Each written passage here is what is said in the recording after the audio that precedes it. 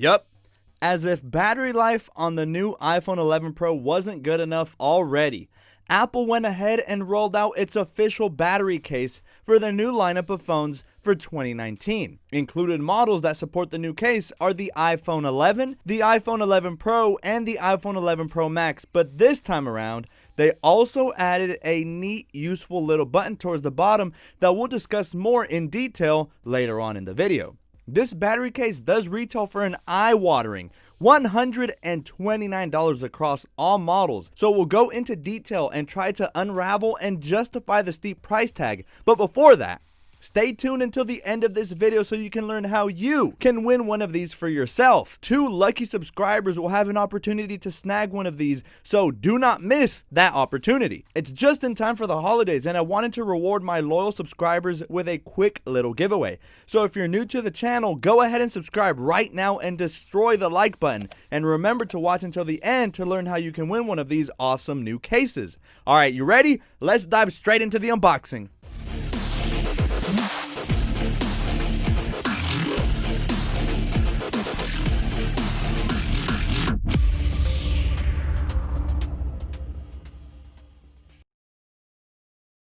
So these unboxings are pretty straightforward. Use the energy from all the Thanksgiving and Christmas food your grandma forced down your throat to pull apart the box from the top here using the little handle, and I guess that's it.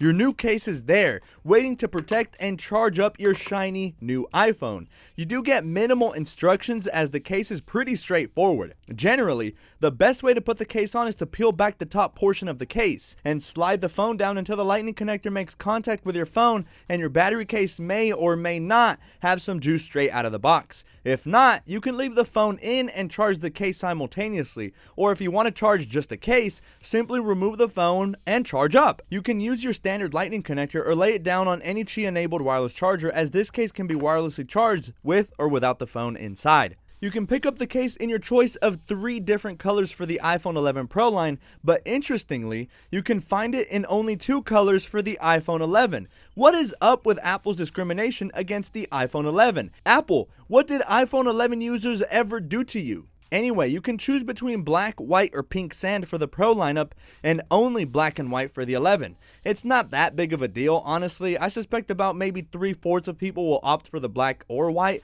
while a tiny sliver of customers, probably mostly females, will pick up the pink sand. You know, to stay stunting and match with your fingernails and designer handbag. I've always liked the feel of these cases as it adds a much needed grippiness to the case, similar to Apple silicone cases except with more grip, since you have that battery bump near the bottom of the case that allows your palm to more easily grasp the phone one-handed. There is a downside to the texture though. Sometimes when putting it in a pocket, it'll collect a massive amount of tiny lint and dirt, and is sometimes annoying to clean off. Minor annoyance, sure, but important to note.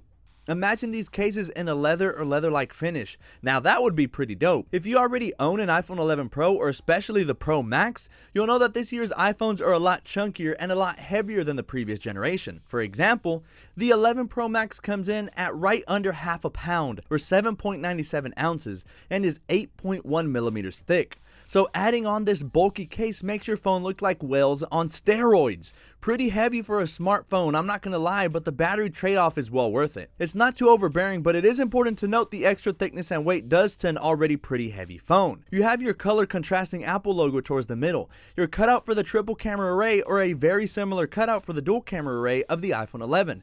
On the bottom we have our lightning port in order to recharge the case, and it is important to mention that while charging the case with the iPhone inside, the charging will prioritize the phone and not the case. After a while, it'll begin to transfer some of the power over the case, but the phone is still the main priority while charging, so just keep that in mind. Do also keep in mind that there is no off switch for the charging. It'll just automatically begin to charge the phone whether you like it or not until the battery of the case has been depleted. On the left, you have your buttons for your volume up and down, and they feel very tactile and responsive. No obstruction there, of course. You do also have your cutout for your mute switch, and on the right, you have your sleep wake button, and you'll see towards the bottom on the right side, we see something new. this new feature is a camera button. So this is pretty nifty. It's perfect for those scenarios where you have a picture perfect moment and need to open your camera on the fly. Simply press the new camera button whether the iPhone is locked or unlocked and your camera app pops up within a second. A quick press of the button while in the camera app takes a photograph, and a long press captures video. Turn the camera around to selfie mode and it works the same exact way. I think it's a wonderful addition to the case, as having the option to very quickly open up the camera can make for great pictures that have to be taken quickly, instead of unlocking your phone, finding your camera app, and wait for it to open up. Yes, I know you can force touch on the camera widget within the home screen, but I find that sometimes it doesn't register. Like back on the 3D touch enabled phones, it was way more responsive, and it seems now you have to hold the camera button for like half a second before it comes up, and sometimes you kind of overpress the camera button if you have a fat thumb like me. So this is a great addition. Revolutionary? Absolutely not. Useful? Yes. The case does also feature the exact same microfiber material found on their leather cases, their leather folio, and the silicone cases. The microfiber material helps it for an easy insert, and so that way the back glass of your iPhone doesn't get scratched by debris or dirt. The form factor of the case is perfect, as it should since it's a first party case. You shouldn't feel any impediment of the case itself, as all your touch gestures are easily accessible. There's no protruding lip or anything of the sort. I did also forget to mention that at the very bottom near the lightning connector, you do have your two grills for your microphone and your speaker, and in no way, shape, or form does this ever mute out any of the noise. As a matter of fact, I feel the speakers are actually even louder since the case makes them so that it has kind of an echo effect, while microphone quality remains the same. So while ergonomically it feels great and all, and the new camera button is pretty useful, inevitably, people will buy a battery case to prolong their battery life. Who would have guessed? Apple touts that the case will add an extra 50% of juice to your new iPhone, which is an exorbitant amount of battery. Put it this way. On paper, the iPhone 11 Pro is supposed to give you up to 20 hours of video playback, or about 80 hours of audio playback. And according to my battery drain test, which if you haven't seen, you should totally check out the card at the top right where I compare the entire 2019 iPhone lineup's battery life. The 11 Pro line, give or take, squeezed out about 13 hours on the 11 Pro and 14 hours for the Pro Max. Given this information, with the advertised extra 50% increase to battery, it is safe to assume that according to Apple, you'd get 30 hours of video playback and a staggering 120 hours of audio playback. But who measures battery life in audio playback? It's just weird. But realistically, you'll be using a combination of social media, audio playback, some streaming on Apple TV Plus. Psych! No one's on Apple TV Plus. Disney Plus is where it's all at. So in any case, the battery life will differ from person to person. It's hard to give an accurate figure when everyone's needs totally differ. I, for one, would consider myself an extremely heavy user, mainly due to Clash Royale being like a leech on my battery life, but I also am a heavy Instagram and Twitter user, and all around rely on my phone throughout the day. But even then, on an extremely heavy day for me, which is from 6 a.m. to bedtime around midnight, I'll still be at around 25%. No exaggeration. These batteries on these phones are top tier. So now I'm wondering who would need all this battery?